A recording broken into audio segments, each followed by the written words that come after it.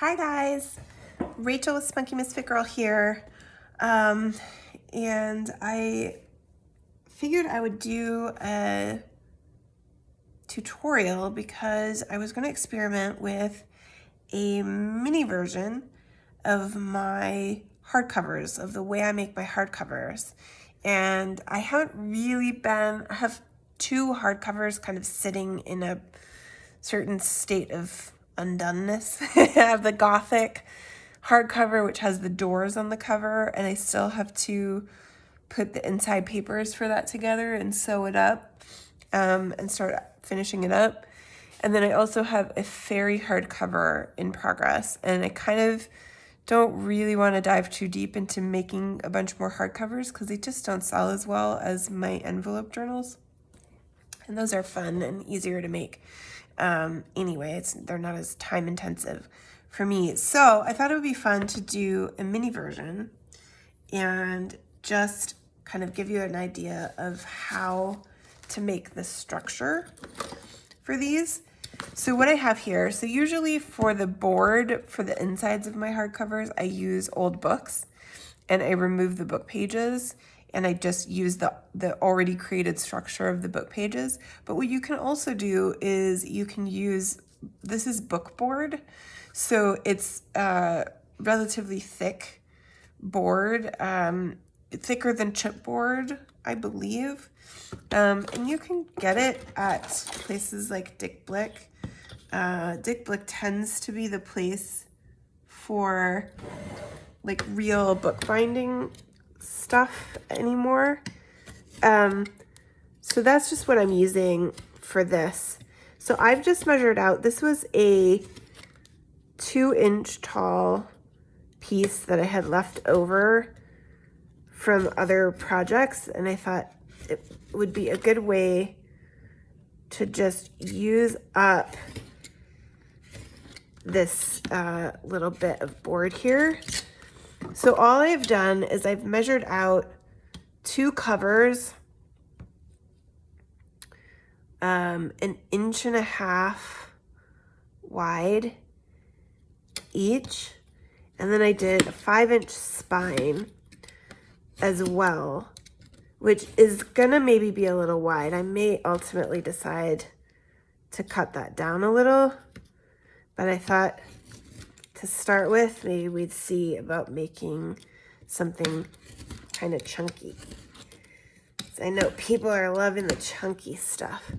So I am just using my heavy dutyest blade that I have here with a ruler to cut these. It is a bit of work to get all the way through this bookboard, and that is a part of the reason I'm kind of taking a break from making the hardcovers too, because I get burnt out on that pretty easily, but this one is pretty small, so there we go.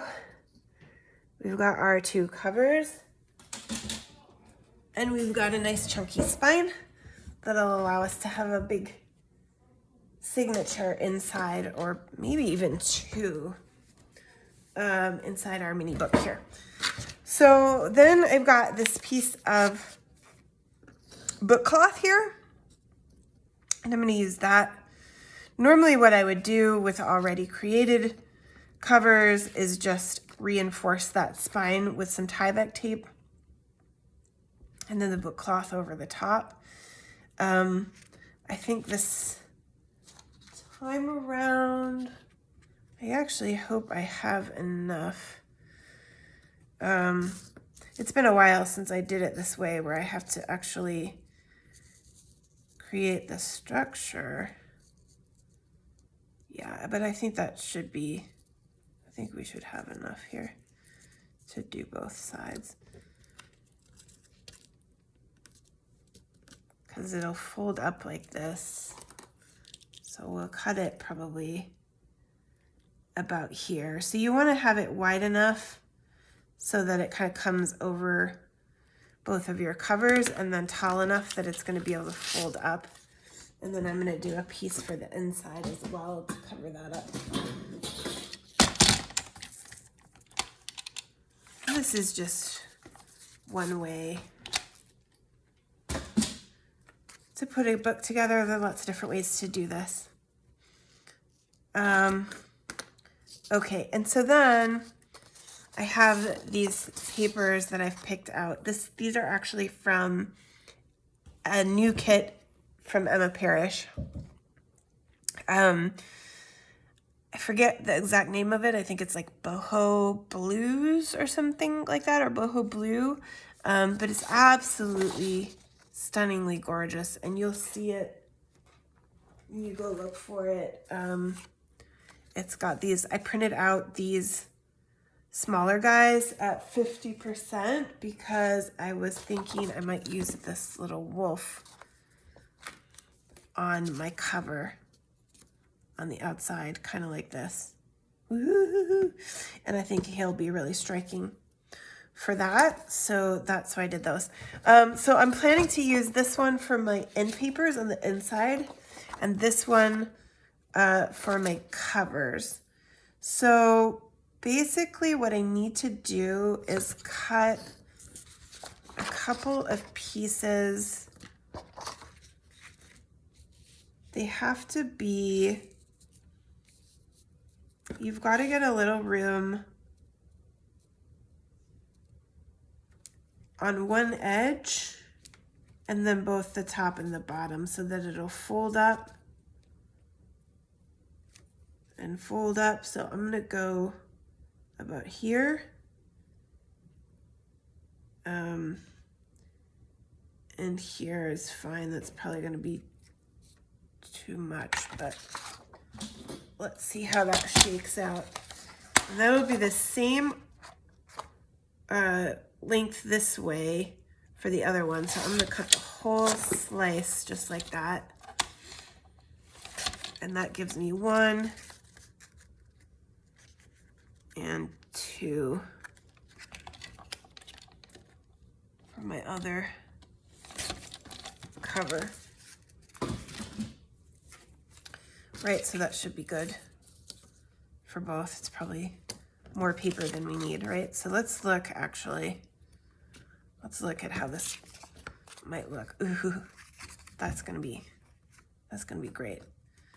Yeah. So we want that.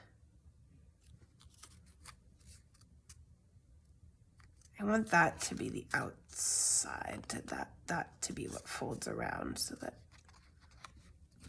And this guy, I don't know, I might actually take another section of this because I'm getting the edge and I don't really like that as much. I kind of want this pretty blues in the middle. I'm gonna just take him like that for a second first. Thank goodness for the straight cutter, right? And see, do we want, I want to come up here, I think.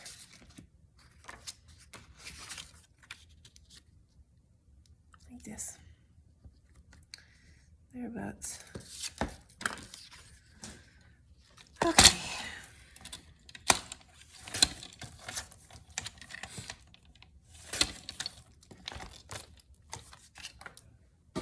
Yeah.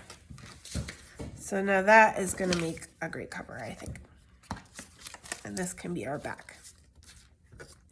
So what we're going to do, firstly, we're going to get out our PVA.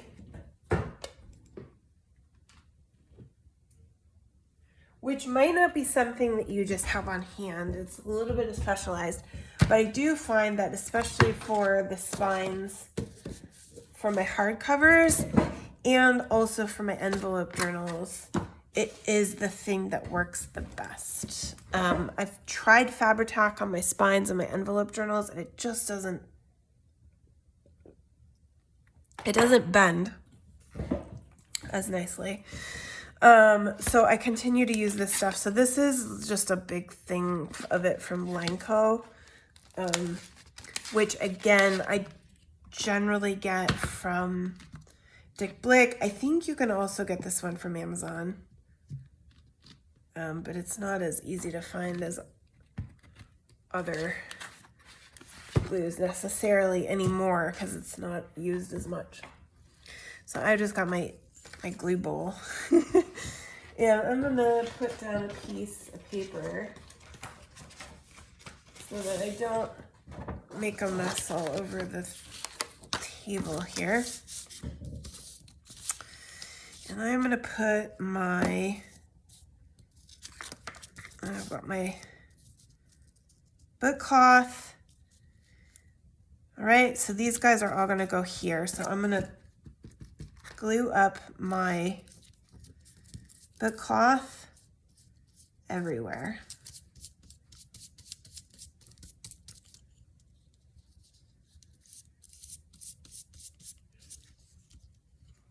And I'm going to position my spine where I want it in the middle.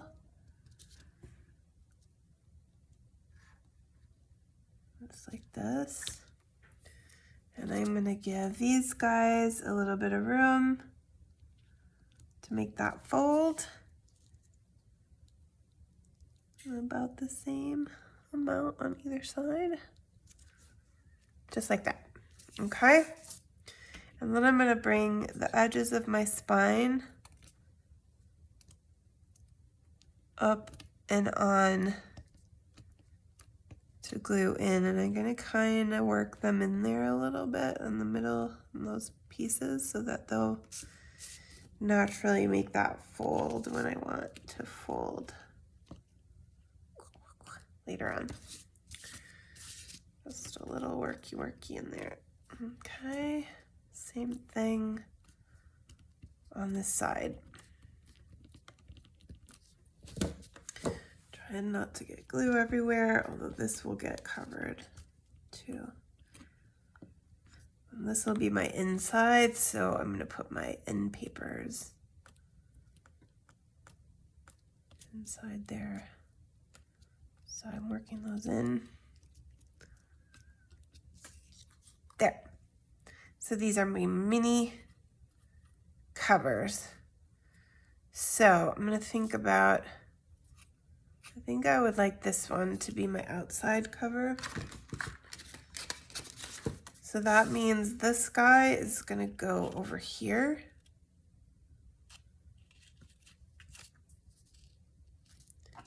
And this guy,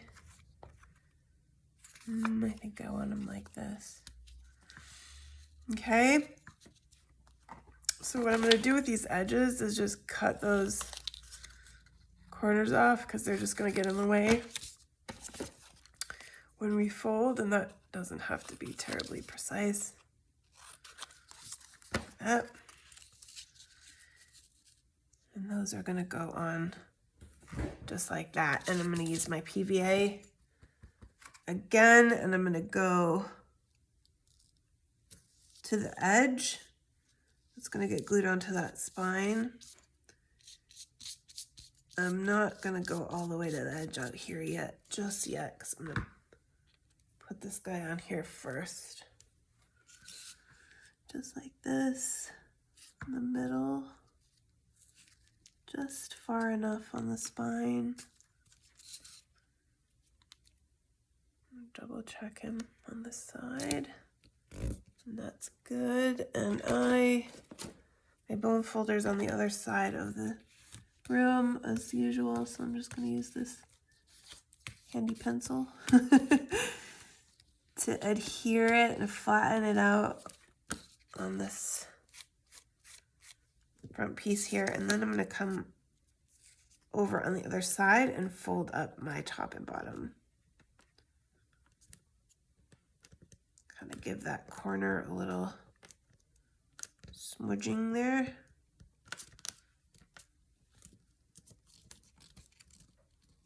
The technical term, smudging. I'm sure there's people who know more about how to make these corners nice and tight and pretty than me, but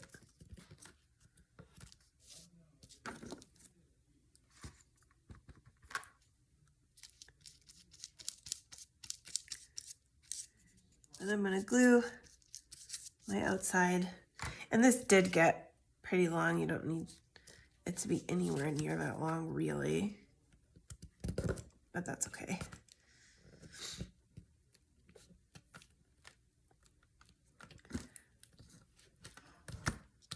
Again, really helps to kind of smooth things out and get that adhesion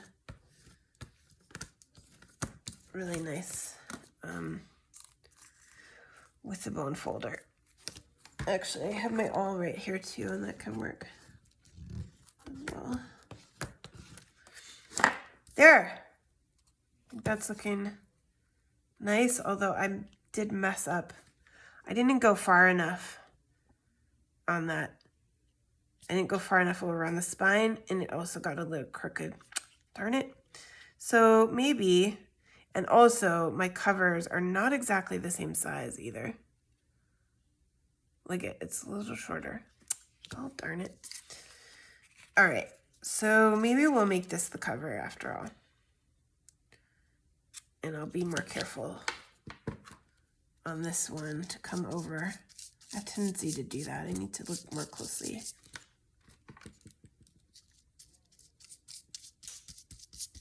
It's worse when I'm thinking about two things at once. I'm thinking about the process of what I'm doing, and I'm thinking about trying to show it to you and make sure it's clear. All right, so we're gonna do this way. We wanna make sure we go far enough. I really thought I was the last time, but I was not. So let's close it up like this. I mean, that seems pretty good, doesn't it? Is it gonna change when I close it? All right. So first, this guy.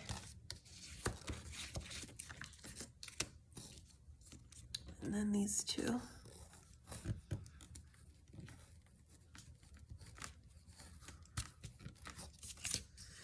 It's actually, in some ways, just as hard, if not harder maybe, with a smaller size like this. You just have to work those pieces all the more almost.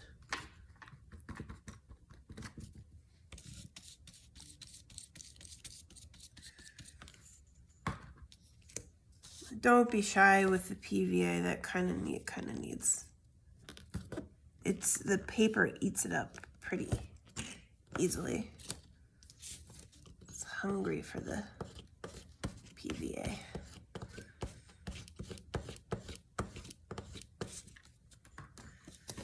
All right. And so that's what our covers look like at this point.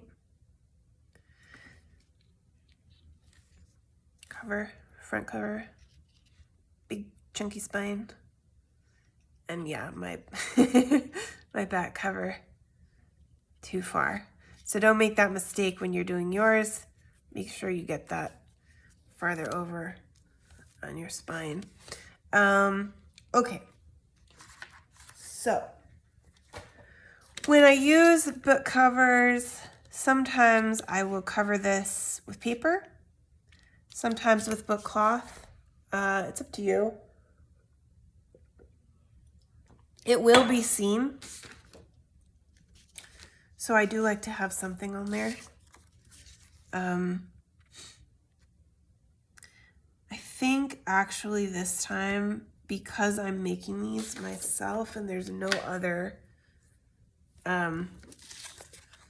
way that they're coming together, I'm going to use book cloth and I'm going to do it all the way across. And actually, I probably should have done this before I put the cover paper on, but it's not the end of the world. I'm still going to cover this up with the end papers, so it should be fine. But I probably would have preferred to have that on there before the covers. So you might be able to do it better too. It's been a while since I've done these, and I don't usually do them this way with bookboard. I usually do them with existing book covers. So it's a bit different. So I'm going to put that guy in there, and my PVA is getting a little dry already. I try to have this all set up and cut. You might want to set everything up, cut it all out, have it your papers and your boards and your spine and everything all ready to go before you start gluing, just because this glue does get dried up quickly and you need it nice and gluey and ready.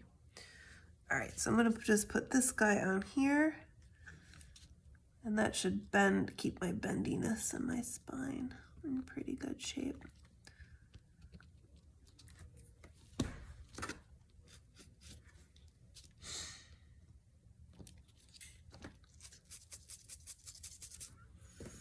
right, let's dig them in here a little bit.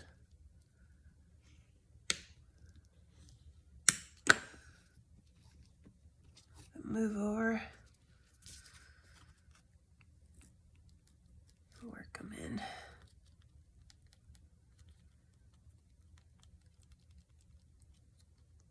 Just a little.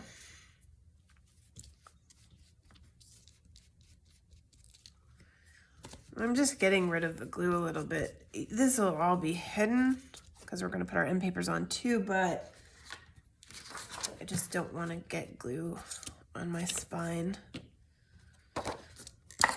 and everywhere. Okay, so let's not risk getting glue here. And this is the paper that I want to use for my end papers, and I want to get this blue, so I think I'm going to just cut into here like that to start with, and I want to come over the spine here. Now I still am not really into the blue, so let's bring him up here, just like this. Yay. Actually, let's figure out the width first, and then we'll do that. So right here, with just a little of the spine showing, and then out to the edge like this is about where I want it. I'm gonna cut that piece off first, and then we'll figure out the length.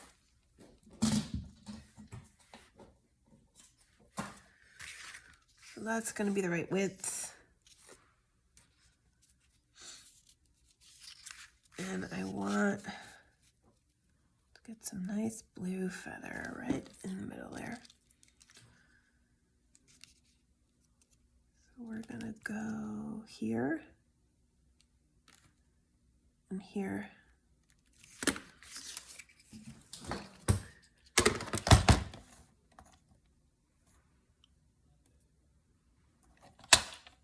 Find my marks again, that's half the battle.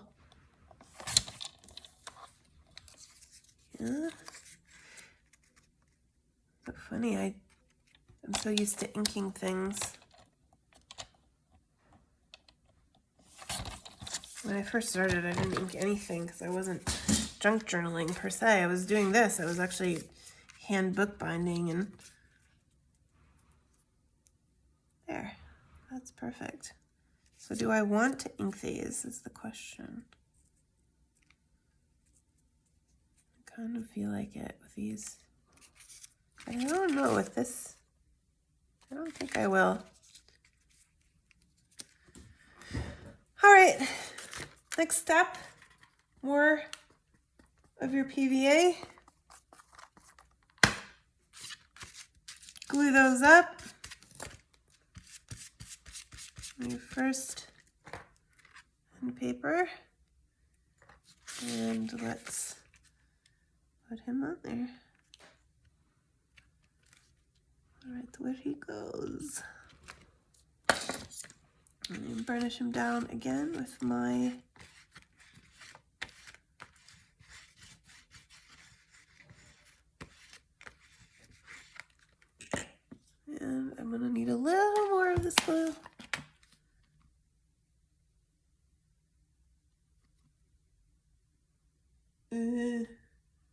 almost out of this big guy, so it doesn't want to come out here. And we're going to glue on the second one.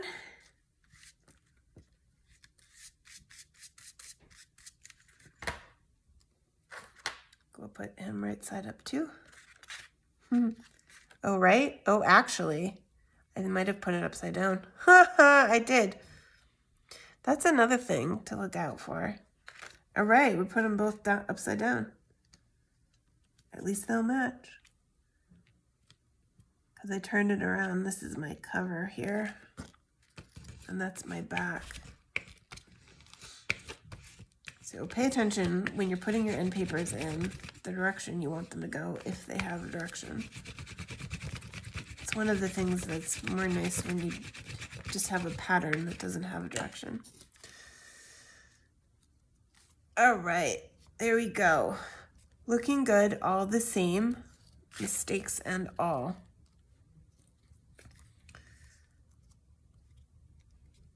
Or am I wrong? This is our cover. Yeah, oh, that's okay. That's right. I didn't, look at me. Being harder on myself than is even real. Right side up. This is the top. This is my cover. That's my back. So, there you go. That is it for your covers. They're made. What I'm going to do, because this glue is a little wet with paper and the book board, it can warp it. So what I'm going to do is I'm going to put it between paper towels and I'm going to put it under a big stack of heavy books overnight, just like this, flat, and that'll help keep it from warping. And then it'll be ready to go after about 24 hours, drying under those books. And then we'll talk about putting in our signatures. Don't forget to like and subscribe. Thank you guys so much for watching.